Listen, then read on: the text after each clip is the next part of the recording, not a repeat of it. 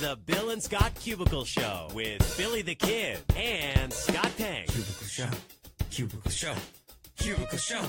Cubicle Show! It's the Bill and Scott Cubicle Show. Yeah? It's the Bill and Scott Cubicle Show. Yeah! I can't believe I just did that. Yeah, you did. Oh my goodness. Was that the first time I ever dabbed on camera? Was that the second time? And maybe the third time? Oh my god, he's a dab monster. He's a dipping and dabbing and diving. I'm on one today. Dab and dive. And it sounds like the whole office is on one. Oh, it's an odd one episode because I'm Scott. And I'm Bill. And this is the Bill and Scott Cubicle Show. Happy number 132. And it makes me happy that the rest of the office is on one because that means we get to be on one a little bit louder than normal. We got some talk about Tiffany Haddish and Brad Pitt coming up. We got some Oscar talk. Somebody had their Oscar stolen. Crazy. We'll get into that. Beyonce and Jay Z, are they going on tour? Whew. What's going on with this Wu-Tang album that was held captive by this pharmaceutical guy? We got Jake, who just won a glorious championship walking on by. Did he win it or did he steal it like an Oscar? That's the question. No, he won it. He's not a thief. Not with a face like that. No. That's a winning face. That is not I stole it face. Oh, man.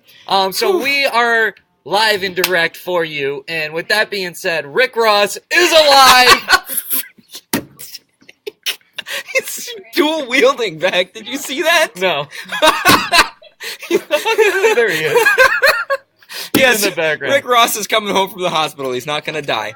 That's the update. He's going to be with caretakers and all that stuff. So that's good news because people were very worried about Rick Ross because he was connected to machines that were taking care of his heart and his breathing and all that. And when you're on that type of stuff, you know it's not. Right, that's not you're good. like one step away. He is coming up. Oh no! What is going on back there? The reversal. The background show. There's a show is going better. on behind us. Yeah, we can just turn around and watch that. Yeah, we need to find out how to stream. Yo, here he is. He's John One. No, G-Dog. John One. A show, everybody. Mother G-Dog, I'm John One. Yo, that's improv right there. Do your job. Oh man, so Beyonce and Jay Z. All right, so this is my job. Yesterday, What'd they do? Beyonce broke the silence. I'm gonna bring this back down because here G-Dog real quick. is left. Broke the silence about. There've been rumors about the two of them, the happy couple, going on tour together. And yesterday, Beyonce officially confirmed that those rumors are true.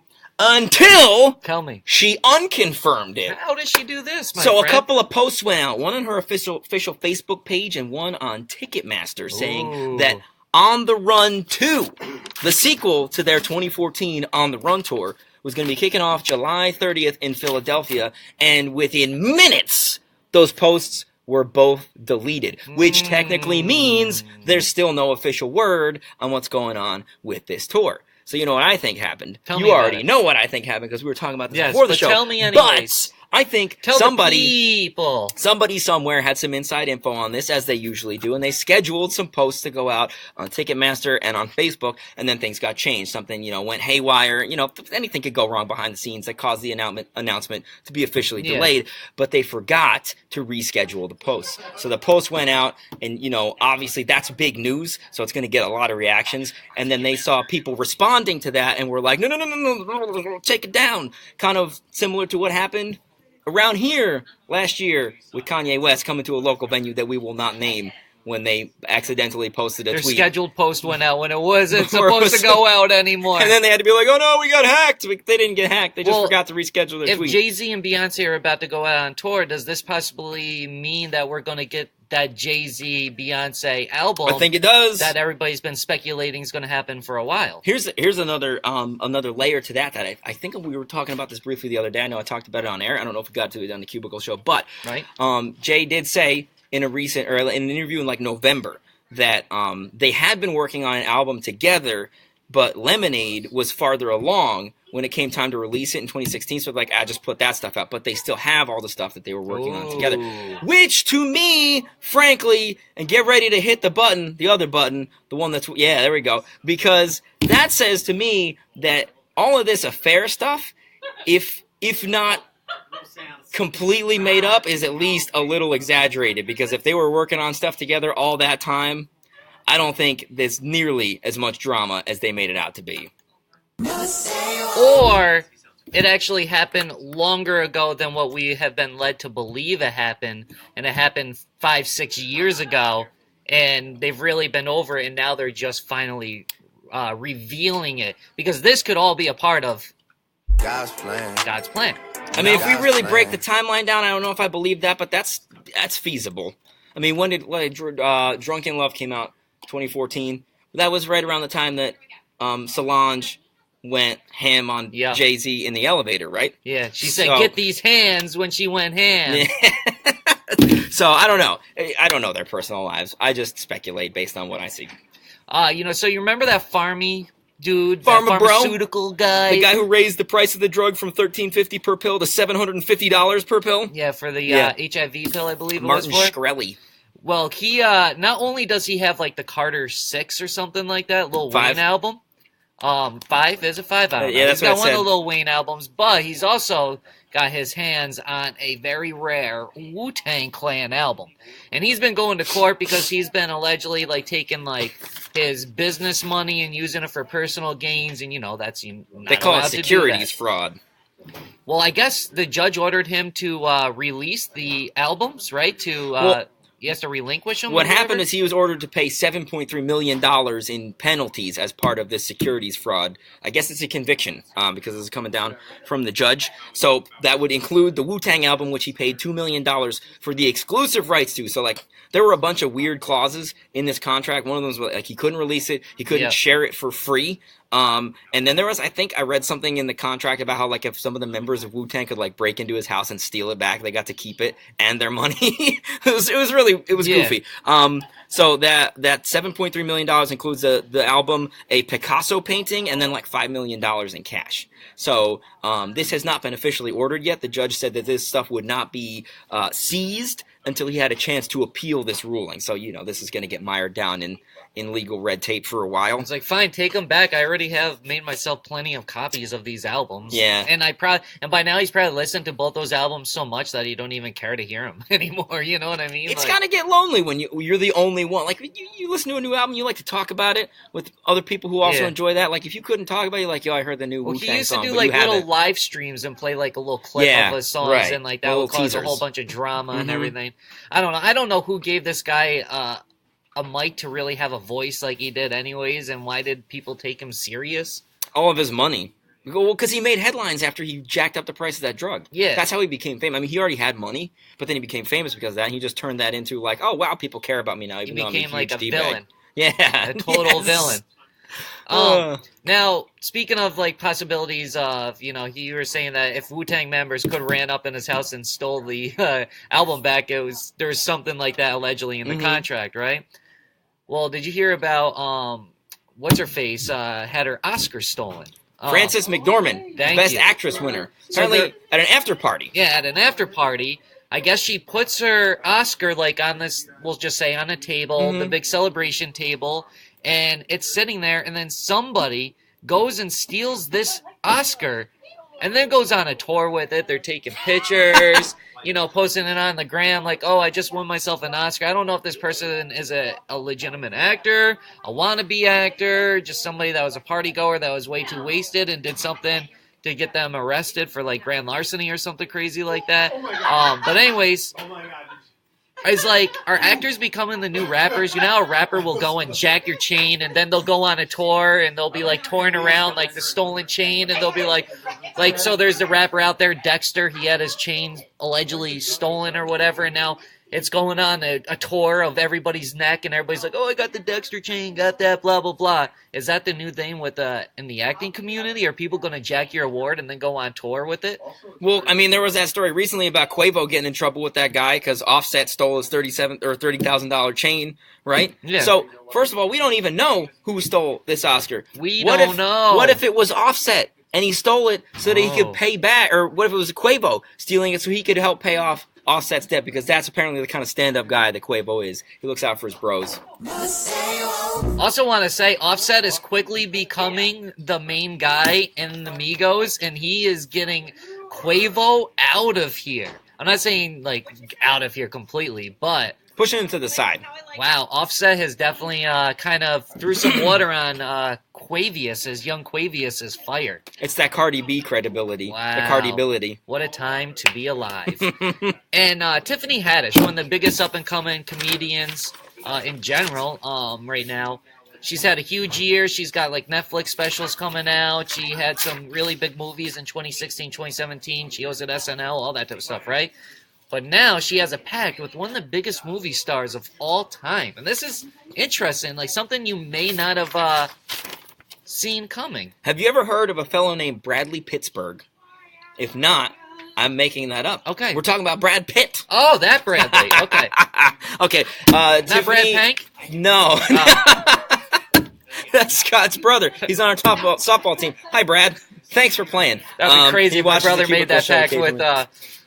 Tiffany. Yeah, that's not bad. I'd be like, wow, you go, bro. Maybe you could get her to play softball with us. Yeah, right. We need an extra girl. One more. So Tiffany and Brad Pitt apparently have a sex pact. What? She said after the Oscars, because she was presenting an award there, quote, "I just met him in the elevator. He said in 1 year, if he's single and I'm single, we gonna do it." So you know what that means. They gonna do it. Actually, I don't really know what that means. Like, I know what we gonna do it means. Obviously, everybody knows what that means, but like... No, what does it mean?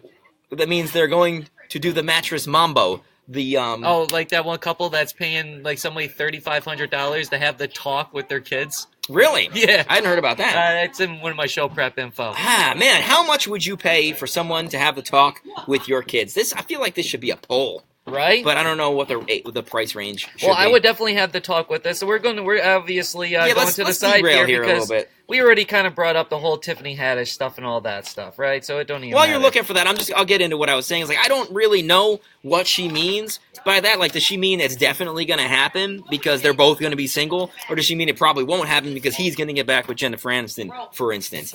I don't know. But she did say, he do got 7 kids. I don't know if I could deal with a man that's got that many kids. So it looks like she's already trying to rationalize the fact that she may not have that much of a chance. And you would think, baby daddy drama. if they were going to jump bones, they would have just, kind of done it right away. Or And I'd be like, in 1 year. That's the kind of thing you say when you don't want to do it. Maybe they have. Can we hit him with the... All right, so there's this couple offering $3,500 for someone else to have the talk with their children. A couple in the UK placed an ad offering $3,500 for someone to give their 7 and 8-year-old kids 7 and 8 the sex talk for them. They want them to cover everything from sex and condoms to pregnancy and transgender issues. At 7 and 8 years old. Yeah. I guess if you're the kind of person that's going to pay somebody else 35 large to have that talk, then you're the kind of person who would want to do it at such a weirdly young age. Yeah. Like, obviously, you don't know enough about the talk. Oh, 35 large, that would be 35,000. Sorry. If you were 3.5 large. If you were thinking of having the talk with a 7 and 8-year-old, like, come on. If you were, like, saying 12 or 13, I'd be like, okay. But 7 and 8, that's like... the actual, like, puberty age. Like, maybe, they should start to be aware of They should still be out in the things. sandbox Yeah. and swinging on swings and kicking other kids in the face when they try to play chicken on the swings. I did that once. Right. Sorry, Matt. They should definitely be aware of how to keep themselves safe and stuff like that, but you don't need to go 8, 7? That just, I don't know. It seems a little young for me. But this is coming from somebody that's kidless. You said this is in the UK, though, too, right? Yeah. So culture's different over there. They don't Them brush their blokes are teeth. crazy. They have different words for everything. Oh, man. They speak proper English. Well, I don't know. You might call it proper English. Proper English, Bloke, mate. mate, bloke. I'm born on 4th of July. You sound like you're from London. Okay. So yesterday... Where are we going? I don't know where Scott's we're going. bad Oh, joke. there we go. That's it. But yesterday, I wrote down here, Shape of Water. I guess that won the Oscar for, what did it win? Oh, the Best Oscar for? Picture. And I thought of this afterwards, and I was like, oh, so The Shape of Water, did it win the Oscar because The Shape of Water is the shape of Jimmy Kimmel's tears? Oh, man. And he was the Kimmel host? cries about everything. Oh, boy. Whew. Oh, man, that was funny. Okay, let's get into I'm these bad excited for jokes. the bad jokes. Okay. All right. Okay. To channel Drake and Josh. Choke me, brother. Now they go from bad to really bad. Okay, here we go. Ooh, Okay. Oh, this one's Okay. flaming hot. Okay. Oh, God. Rick Ross, Oh, no. and I haven't read these beforehand. Rick Ross postpones his daughter's $100,000 Super Sweet 16 in wake of his hospitalization. which means his daughter will have to send out cards to reschedule the party. Wow.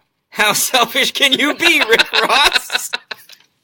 You only have one Sweet 16 party. I'm assuming you wrote this after you found out he wasn't going to die. I did. Okay. I was gonna be like, this is getting real dark. I wrote that this morning when I found out he wasn't. Let's rejoice with some humor. Dead. Oh, yeah. Okay. Okay, you ready to get even worse? Joke number 2. All right, this is, I don't know. This might be worse or better. The Migos, it always gets worse. The Migos are being sued for inciting a riot where 6 concert goers were stabbed. Ugh. You know what else Migos should be sued for? What? Not knowing how to spell amigo.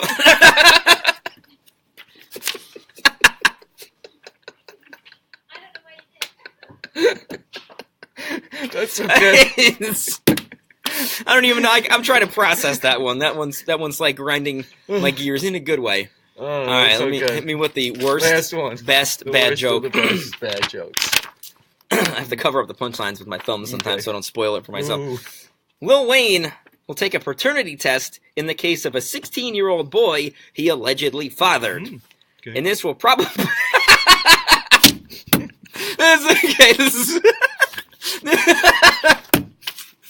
This will probably be the first test Lil Wayne actually passes. Okay. Man, that's a legitimate joke you made right there. They're all legitimate, but that takes the cake. Scott's bad jokes. Everyone, thank you for watching.